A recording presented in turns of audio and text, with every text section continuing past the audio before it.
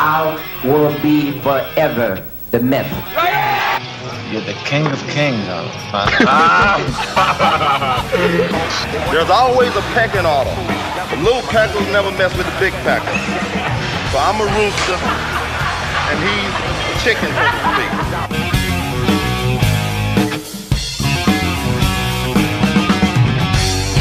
All right, welcome back to the Bodybuilding Legends Podcast, and I have a very special guest this week, Mr. Dan Solomon, who is the president of the Olympia, the Mr. Olympia. And Dan, welcome to the show. I appreciate you taking the time to join me, buddy. John, it's always good to talk to a guy who really knows bodybuilding and also a guy who really knows Florida. And of course, bodybuilding and Florida are the two hot topics right now for a whole bunch of reasons. So it's good to be here. I'm glad I moved here. Yeah. Well, Dan, I know you've been making the rounds and you're super busy, so I appreciate you joining me. Tell us a little bit about this whole year, with this COVID stuff.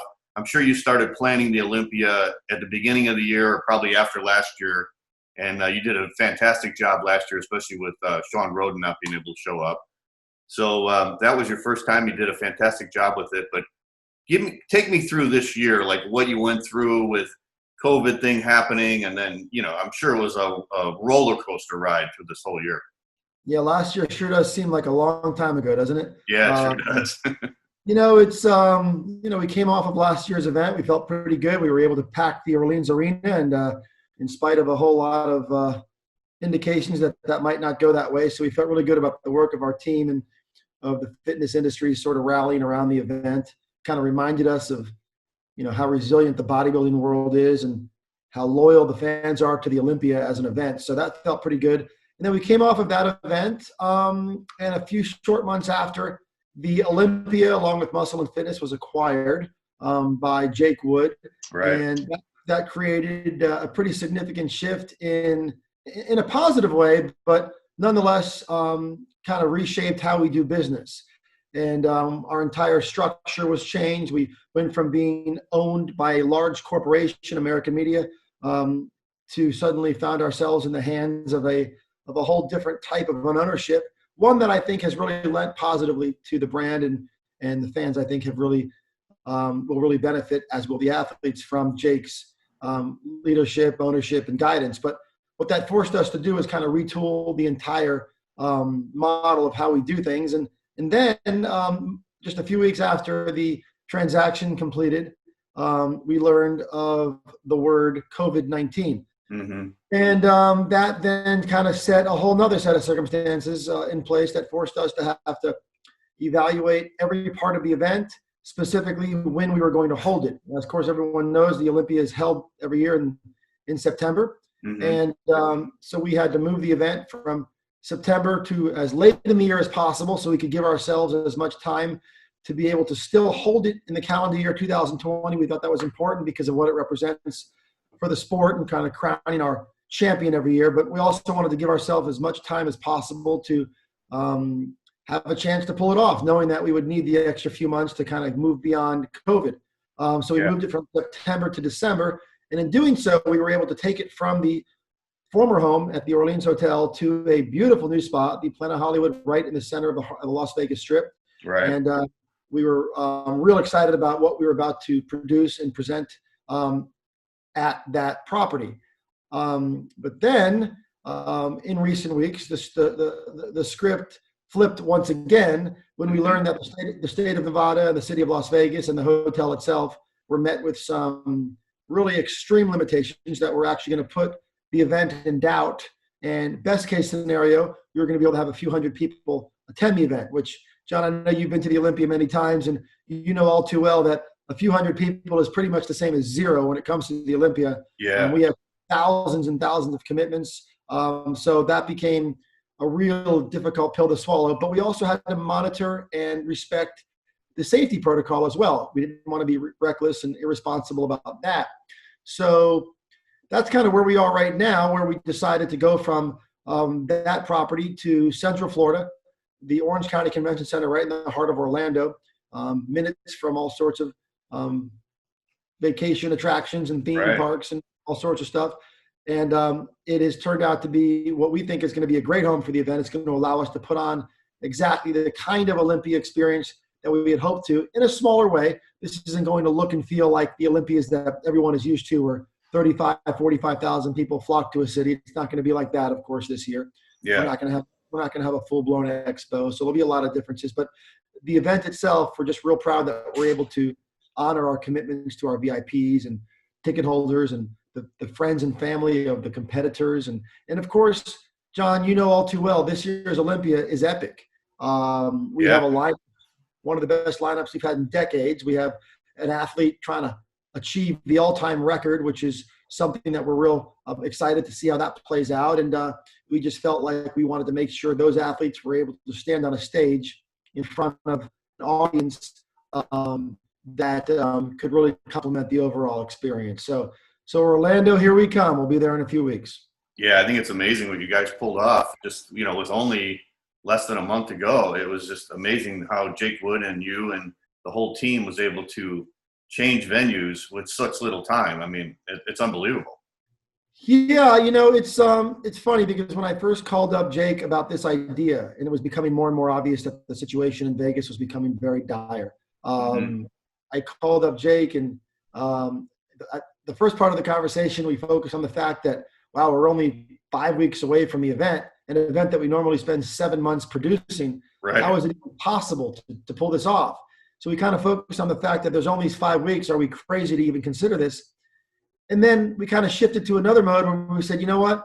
True that there's only 5 weeks, but there's still 5 weeks. You're right. And 5 weeks, if you have a good team and you have a good focused clarity and you kind of know what you're doing, you can make good use of 5 weeks. And we kind of realized quickly that there's one of two announcements that we're going to have to make.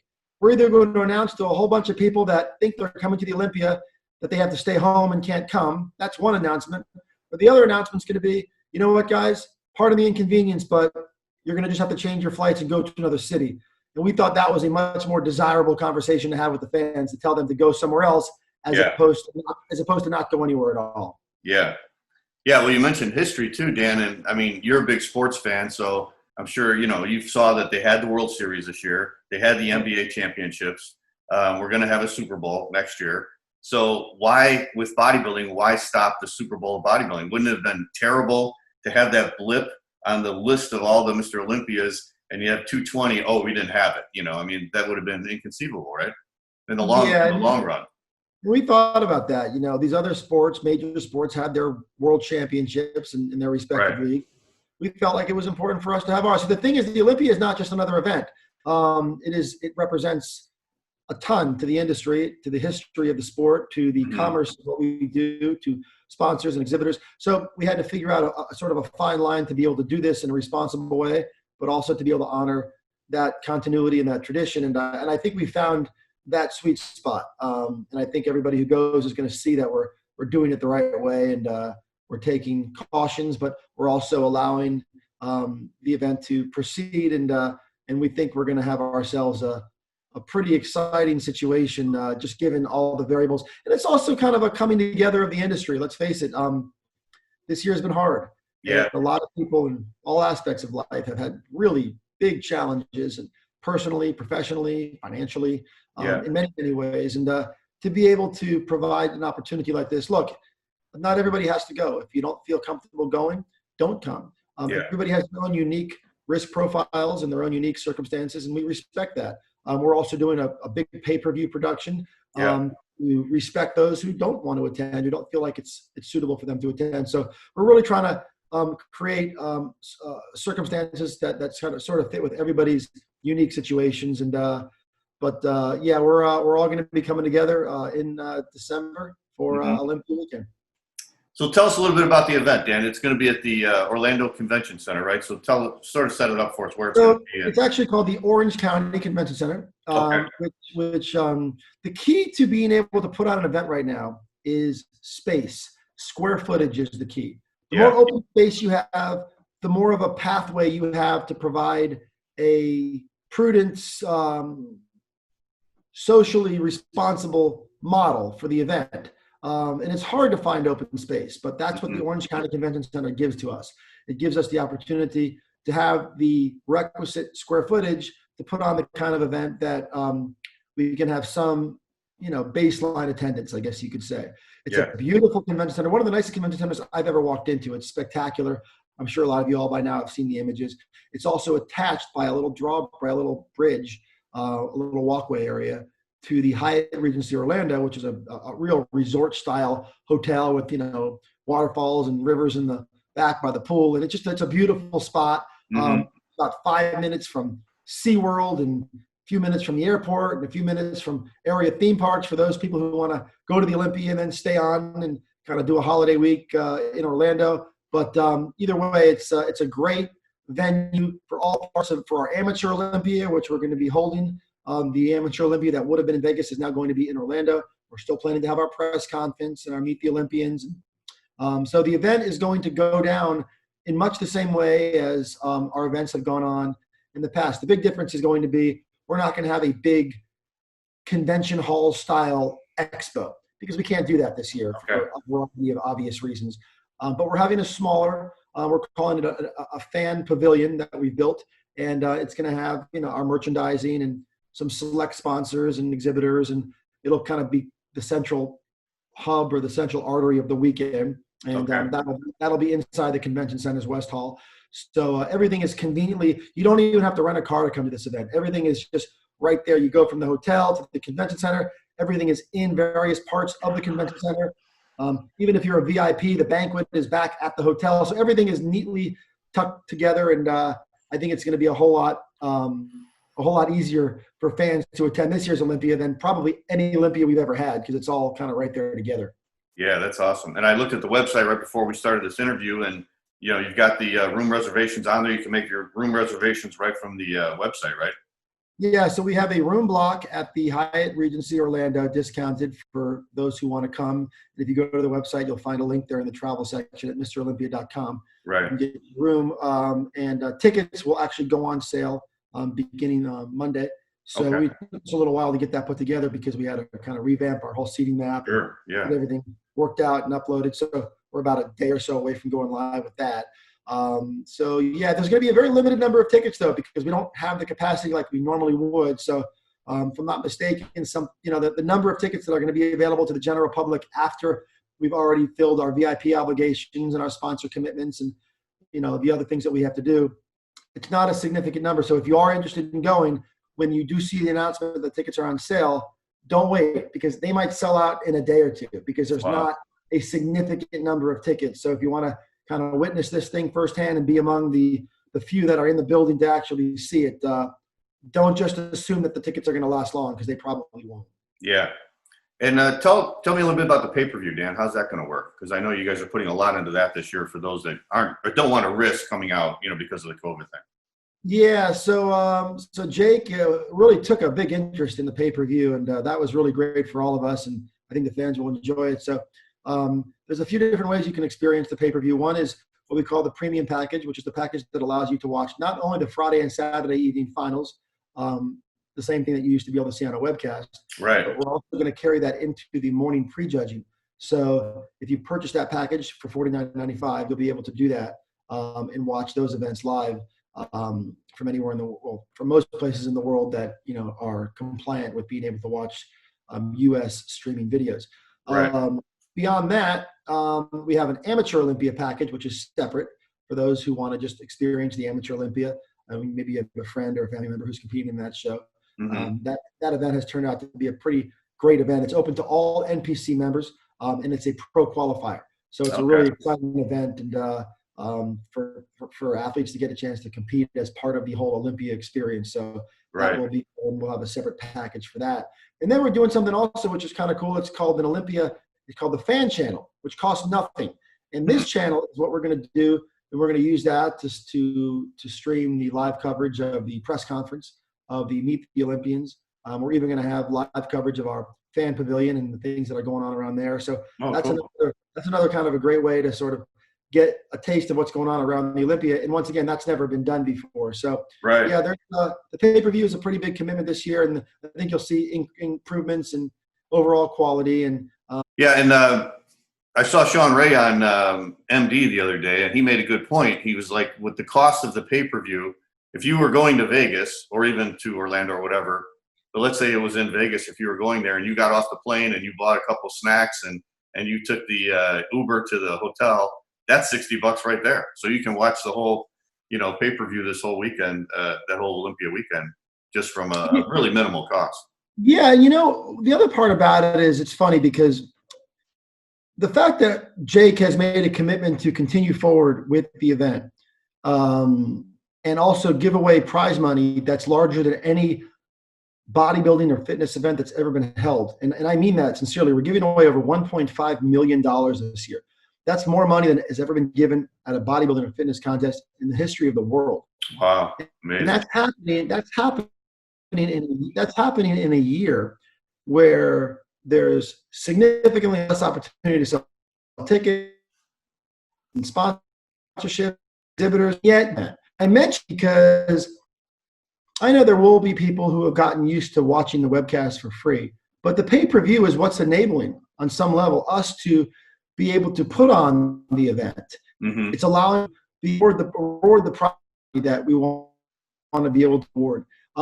So it's not just something that we decided one day to just do for a money grab. It's not what that is at all. The pay-per-view is really an opportunity to create financial viability that allows the event to go on. As many events have been canceled, many big events have been canceled, as many businesses have closed, as lots of challenges have been met around the world. This event is carrying forward, and without any real decline in overall experience or production value. We're going forward with it, and we feel like putting on a pay-per-view kind of gives our new ownership and our team the opportunity to sort of execute this thing with some level of financial responsibility.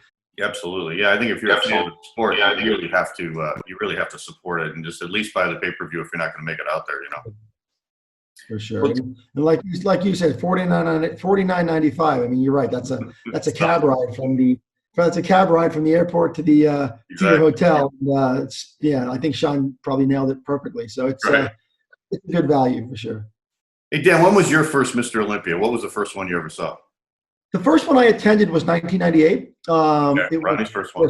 It was Ronnie's first one. Dorian showed up and announced his retirement on that stage, and Ronnie competed, and Flex Wheeler was supposed to win the contest, if you remember. Yeah. And Ronnie beat him, and Nasser El Sambadi and Chris Cormier and Sean Ray and Kevin. It was a really great sort of late 90s event, and I remember I kind of attended that show without any real plans to. I happened to be in New York, and that was the last time it was held somewhere other than Vegas, of course, until this year.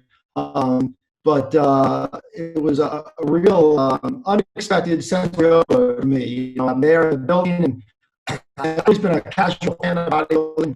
Yeah. I attended that night, and I watched it all play out, and it was just really. It's one of the most exciting Olympias ever. So what a first one to start with. Right. So maybe that's why I was hooked. But I remember just watching the energy in the building and the way the fans responded, and also there was connections on stage between the athletes, and there was rivalries, and it was a different time in the sport. And I left there thinking to myself, I want this. And I didn't know how I wanted to be a part of it. I just knew there was something. And I think we all have that moment. You certainly have that moment. We've all had that moment where you see something and you touch something and you experience something and you leave there and you say, I don't really know how, but I know that I want this in my life. And so one thing led to the next, and here we are more than 20 years later doing this. Yeah. I saw you when you talked to Ron Harris the other day. You were asking him his predictions. Do you have any predictions? Can you give out predictions on who you think's going to win? I can. I can't do that. But I always tell all you media guys, man, don't ever be shy about giving out predictions, because that's what you're supposed to do. That's what the fans count on you to do. Don't ever worry about losing a friend over a prediction, because I always say, if somebody decides to quote unquote unfriend you because you did not predict them to win, then you do not need that person in your life, because everybody has a job to do, and your job is to give predictions, and the athlete's job is to prepare for the contest. And so no, I obviously, in my position, I don't, and it's funny, I don't really think about it too much. I just kind of revel in the opportunity to showcase these athletes and to try to do what we can to make the moment mean as much as possible. Look, I don't think anybody is ignorant to the fact that Phil Heath at his best is one of the greatest bodybuilders of all time. And I think it's a funny part. I won't give a prediction, but I'll just say this. I think it's funny when people say the words, I predict that if so-and-so is at his best. Well, right. that to me is silly because obviously if so-and-so is at his best, it's almost like saying, well, I predict the Raiders are going to win tomorrow's NFL game if they play the best game they've ever played. Like, that doesn't even make sense to say. What you should say is, I believe he's going to be at his best, or I don't believe he's going to be at his best. But to say the words, if so-and-so is at his best, he's going to be hard to beat, that to me is the most uncourageous prediction you can make. Right? Because we all know that if we all know if Phil is at his best, nobody's beating that, right? We know that. And similarly, we know that if Phil's not at his best, it opens the door for a number of guys to walk through it, and including the reigning champion, Brandon Curry, to keep his title. So anybody out there who's a prediction, there's this, ever say the words, I think if so-and-so is at their best, they're going to win, because that is not exactly a bold or courageous prediction. Right. Well, I'll predict who I think is going to win. I think the 212, I think George is going to win. I think he looks phenomenal. You know, he looked amazing at that Tampa Pro. I was there and I saw him there. And isn't he kind of sort of a half hometown guy for you? I know I see him in your neighborhood sometimes when I'm out there. Was I in the gym over at Ben's place and I ran into him over at Pekulski's MI40? I know a lot of the guys went to Ben's place when they were in town. Yeah. I mean, maybe that was it, but he's a tremendous bodybuilder. And of course, Derek's also another local guy, Derek Lunsford. Amazing physique. Really good, tremendous potential. And then Kamal. Kamal's got it going on. He's a tremendous bodybuilder, great guy too. So the division's looking pretty good for sure in that 212. Yeah. Classic, I'm going with Breon. I think he's going to take it back. I think he's going to take it away from Bumstead. Yeah, both of those guys are just unbelievable. It's going to be an exciting contest. Yeah, that division is really exciting. Those physiques have just gotten to a place where it's just otherworldly physiques these guys have, and it's cool. They got a little rivalry too. That's kind of neat. Yeah, there's that seems to be the one division where the athletes aren't afraid to come out and kind of nip at each other a little bit, right? Yeah. Bodybuilding, on the bodybuilding side, people have gotten really, laid back and, very friendly to each other. Nobody wants to dip and fire up any shots. And then, of course, the bikini, the girls are all very classy to each other, at least to their faces. But the overall issue on the men's physique side, it's definitely fun to watch these guys kind of have a little bit of fun with it. Yeah. Nothing against the current champ Bumstead, but I just think Breon is, and he's really been playing the social media good. He's putting new pictures up on YouTube. It seems like this guy's been in hard training from January to get this title back. So he's hungry. He's got a great physique. So that's exciting to see. It's funny because coming into last year, I think we all thought Breon was like. Yeah. Oh yeah, he looked amazing in the social media photos, right? Yeah, but just when you just look at his overall proportions and you look at him and you're like, who's going to beat that guy? And then Bumstead came in there and took it, to his credit. So it just goes to show just kind of how good these guys are getting. Yeah. The Olympia, I'm going with Brandon. I think he's going to repeat. I don't think it's not happened too much where a guy wins and then doesn't win. But I know he's going to be facing a big challenge with Phil Heath. But we'll see what Phil's stomach looks like. I think Brandon's hungry. I think he wants that title. And I think he's going to make significant improvements. And I think he's going to do it. I think he's going to surprise a lot of people. Yeah, I'll tell you what. I'll just say this. Regardless of how this goes, Brandon has been a model champion.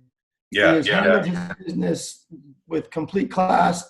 He and his wife, Brandy, and their kids, just all around good people. And I actually wish for they had a more normal year to be a reigning champion, because those 12 months where you be the reigning Olympia champion can be very valuable in someone's life. Yeah. And unfortunately, Brandon won it in a year where he was very limited in what he could do as a representative of the title, just given the limitations and the quarantine and all that. So,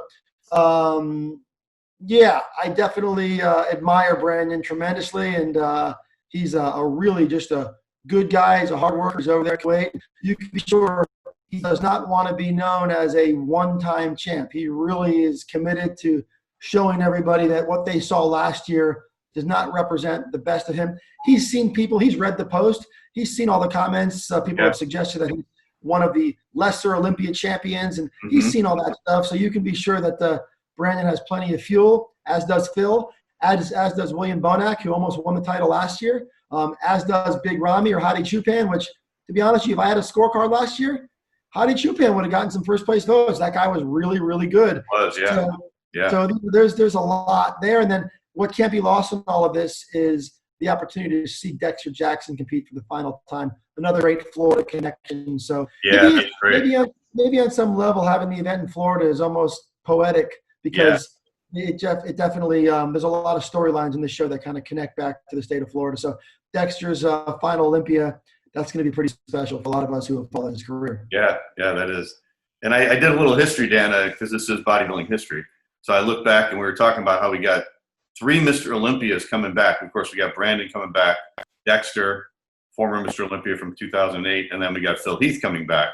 The only time I think that's ever happened before was in 1984 when Lee Haney won the first time, and you had Sergio Oliva coming back to the Olympia. You had Chris Dickerson in that show, and you had Samir Bannout. I think that's the only time we had 3 former Mr. Olympias in the country. So here's the thing. You are by far the top historian that I deal with at this point. So I'm not gonna doubt you. However, I posed this question to Bob Chick a few months back when this whole thing came together, and he called me, and I think he said there was 2 times that it happened.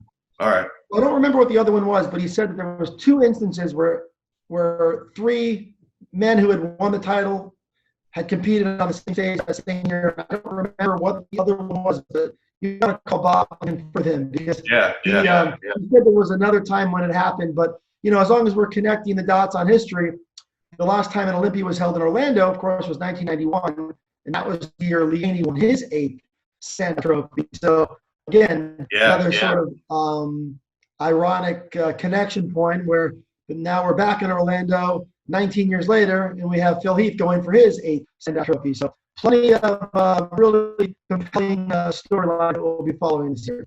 Oh, yeah. It's gonna be I'll ask Bob about that. I can't – maybe I missed one that was in the later years. I remember more the older years than the later years, for some reason. Yeah. I mean, look, maybe Bob misread it. I just remembered him saying that it happened twice because I wasn't sure if it had ever happened, and then he reminded me that it had happened twice. So I know that if we had been able to get – if it had turned out Rashawn Roden at the beginning of this year, which, we were kind of all hoping that might happen, that would have taken us to 4 this year. And 4 has never happened. No. So that's something that we were kind of hoping would happen. And but, I think we're doing okay either way. Yeah, I think we've had Phil Heath, Jay, and Dexter all on stage at the same time. But if I'm not mistaken, I'm not sure if Phil was the winner. Maybe he was. I'm not sure. I don't think at the time, I don't think it was Mr. Olympia. So the year after Phil took Jay's title, Jay came back to try to win it back, right? Okay. So that would have been that. Maybe that was the other time. That was probably the year then. Yeah. That's the other time. Yeah, because Dexter, of course, was in that show because he's in every Olympia. So Dexter, Phil, and Jay would have been the 3 then. So there's your second one. So I think we just solved it. Okay. All right. All right. Well, thank you, Dan, for joining me on the show. I know you're super busy, and I apologize for keep bugging you to come on here. But I know you're doing a great job getting the word out about the Mr. Olympia, and I'm so happy that you're the president and you're running things now. I think it's much improved in my opinion, so I really appreciate all you do. And getting it out to the media, I think it's fantastic how you're doing all this and getting the information out there. Well, don't ever apologize to me for reaching out because you're one of the more authentic guys out there. You do this for all the right reasons. It is a pure love that you have, and everybody knows that about you. Whenever we talk about the real treasures out there that cover the sport the right way and appreciate the past and understand the history, you're that guy right now. You're sort of carrying that flag, and I know that when I think about it, of course, we all think about Peter McGuff, who's kind of home dealing with a whole bunch of things right now, and we're always thinking about Peter and hoping he gets strong and ready to kind of start doing some of this stuff again. But what you do is very important, and we're all very grateful for it. So thanks for having me. MrOlympia.com has all the information. We'll have the tickets pretty soon. You guys can always hit me up on Instagram or any one of those other things. Thanks so much for having me here. I appreciate it. Thank you, Dan. And I look forward to being at the show, and look forward to seeing you there. Thanks, Sean. Be good, bud. All right, buddy. Take care.